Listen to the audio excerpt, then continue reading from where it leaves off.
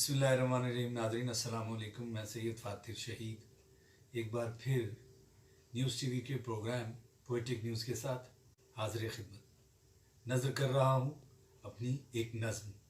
उन्वान है तू तो पागल बिल्कुल मेरे जैसी है।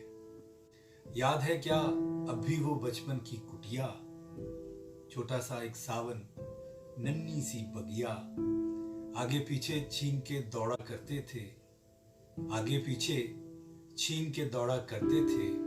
तू मेरा गुड्डा मैं तेरी वो गुड़िया, जिसकी आंखें बिल्कुल तेरे जैसी थी, पलकें तेरे जैसी तुझ जैसी चुटिया, जिसके तू बस बाल बनाती रहती थी और लिपटकर मुझसे उसको कहती थी तू पागल बिल्कुल मेरे जैसी है। तू तो बिल्कुल बिल्कुल मेरे जैसी है। कड़ी दोपहर में जब सारे सो जाते थे, कड़ी दोपहर में जब सारे सो जाते थे, दोनों एक दूजे को ढूंढने आते थे और फिर एक दूजे में यूं खो जाते थे।